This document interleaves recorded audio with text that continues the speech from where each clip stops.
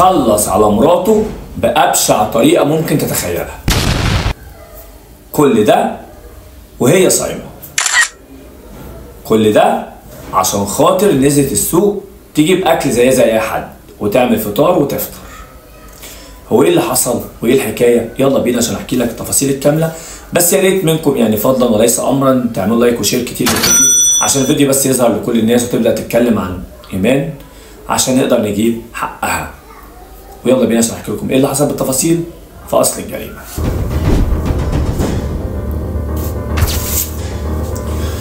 اللي حصل يا سيدي كان في محافظه الاسكندريه وتحديدا بمنطقه ابو قير.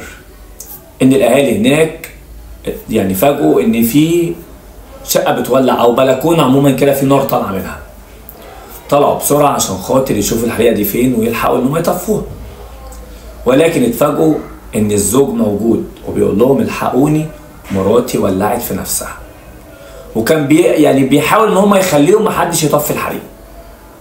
ده طبعا مش كلامي، ده كلام اختها مريم اللي موجوده هنا برضه على الابلكيشن وعامله فيديو بتقول الكلام ده. وبرضه بنتها من جوزها الاولاني.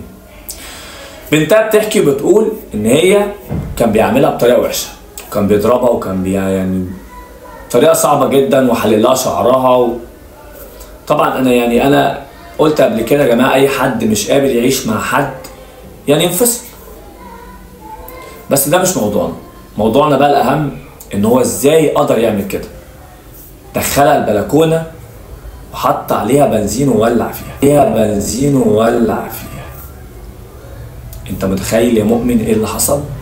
ده انت لو انسان حتى مجنون مش هتعمل كده برضه. عمل فيها كده.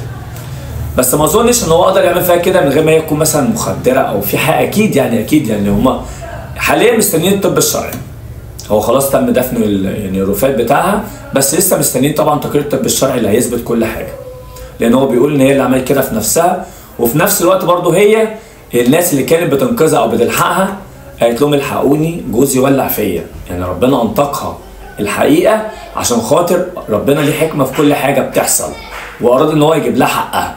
وهي في المستشفى كمان قالت نفس الكلام ده للدكتور ان هي جوزها ولع فيها وعايزه حقها. وبعد كده للاسف الشديد عشان طبعا درجه الحريق من يعني كانت خلاص 4 يعني الدرجه الرابعه كانت طبعا خلاص اتوفت. ودفنوها يوم الجمعه بعد طبعا ما خدوها من مشرحه ابو قير لمشرحه اتكو. وبعد كده للاسف الشديد بنتها دفنتها بايديها.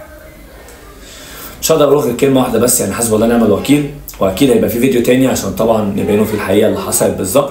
وان شاء الله الفيديو الجاي باذن الله هحاول على قد ما اقدر اجيب صوره يعني الزوج دوت لان انا مش عارف اجيب صورته لحد دلوقتي. بس ان شاء الله هجيب صوره الراجل دوت اللي عمل في مراته كده. وبرده ممكن نقدر نجمع معلومات اكتر.